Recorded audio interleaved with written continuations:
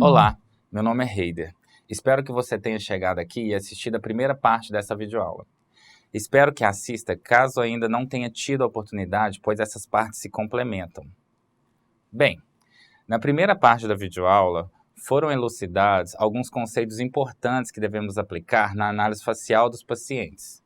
Então, continuando, como é demonstrado na figura, devemos levar em consideração que os pacientes em fase de crescimento possuem características faciais diferentes dos pacientes com crescimento facial consolidado.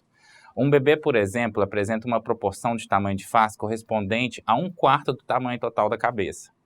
E a cabeça com tamanho aproximadamente de 1/4 do tamanho do corpo. E veja como que, com o desenvolvimento, essas proporções vão se alterando. Mas atenção!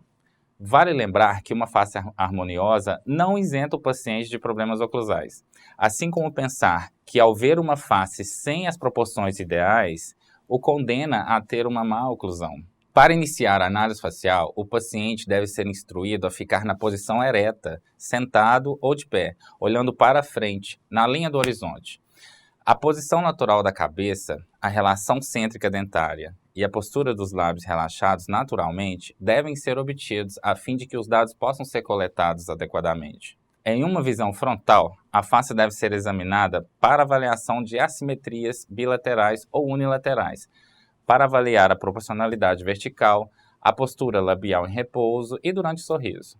Inicialmente, avalia-se a simetria facial. Traça-se uma linha vertical que passa pela glabela, ponta do nariz e lábios, até o mento, dividindo a face em duas partes, cruzando perpendicularmente outra linha traçada e chamada linha da visão, também denominada linha interpupilar, conforme representado. Dessa forma, consegue-se avaliar toda a face, comparando os lados esquerdos e direito entre si. A partir dessa análise, diagnosticar o paciente como simétrico ou assimétrico é o que deve ser feito, levando em consideração que um grau leve de assimetria caracteriza-se dentro dos aspectos de normalidade. Note como nesta figura há uma assimetria facial entre os comprimentos do lado direito e esquerdo. Segue-se então avaliando a face pela proporcionalidade vertical. A face é dividida em 3 terços, o terço superior, o terço médio e o terço inferior.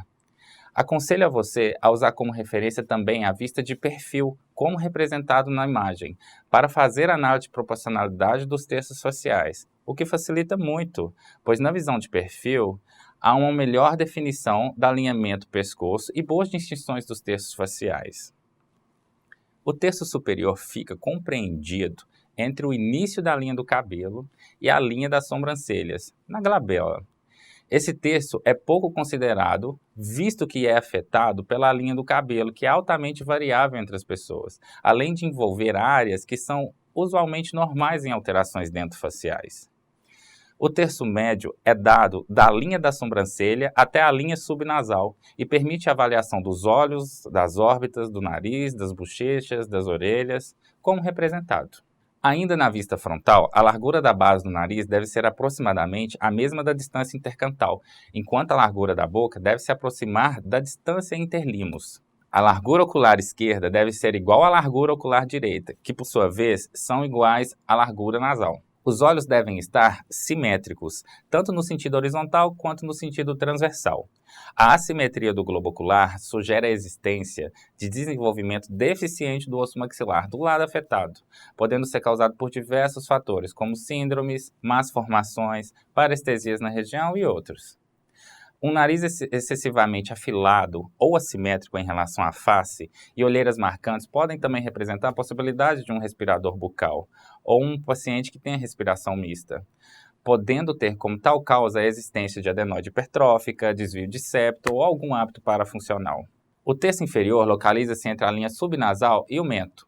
O mento é avaliado quanto à sua simetria, relações verticais e morfologia.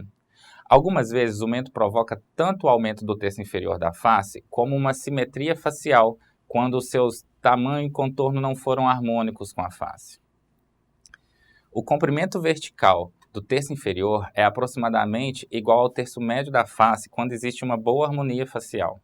Vamos falar agora do terço médio da face. Muitas vezes ele é chamado de altura facial superior, por desconsiderar o terço facial superior.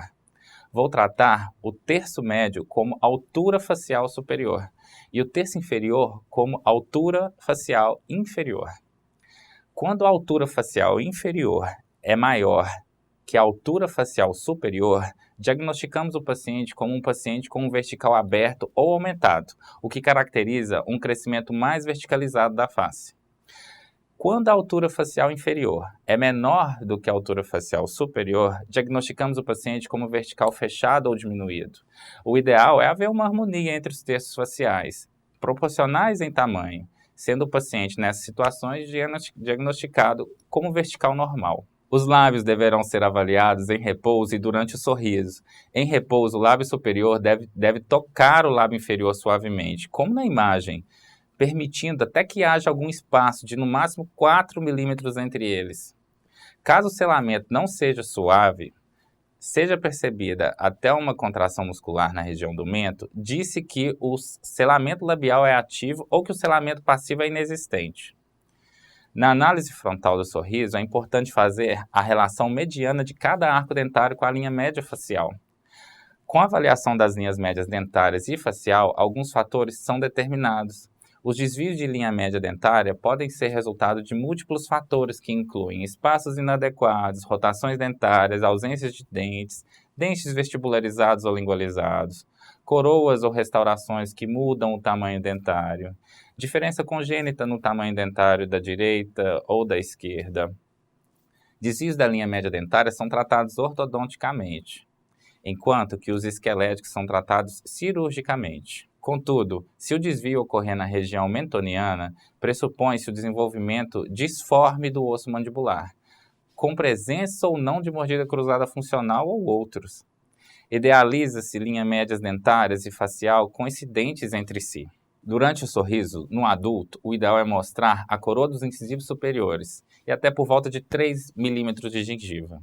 Na criança, é normal haver ainda mais exposição gengival, podendo passar a média do adulto e ser considerada ainda dentro dos padrões de normalidade. Porém, deve-se atentar ao fato de que exposições grandes, de grande quantidade gengival, podem representar a direção de crescimento maxilar alterada, podem representar morfologia labial inadequada, além de outros, como representado nas imagens. O comprimento do lábio superior é medido do ponto subnasal até o ponto mais inferior do vermelhidão do lábio superior. O comprimento do lábio inferior é medido do ponto mais superior do lábio inferior até o mento. O comprimento do lábio inferior é maior do que o do lábio superior na proporção de 2:1. É importante associarmos esses conceitos às possibilidades clínicas, por exemplo. Vamos supor que um lábio inferior anatomicamente seja curto. Então ele pode estar acompanhado de más oclusões de classe 2, por exemplo. A hipotonia muscular, mordidas abertas esqueléticas, pouco crescimento vertical maxilar, além de outros. Enquanto que um lábio inferior anatomicamente longo pode ser associado com más oclusões de classe 3. Bom, terminamos essa segunda parte dessa videoaula. Espero que tenham gostado. Vejo vocês na próxima. Até lá!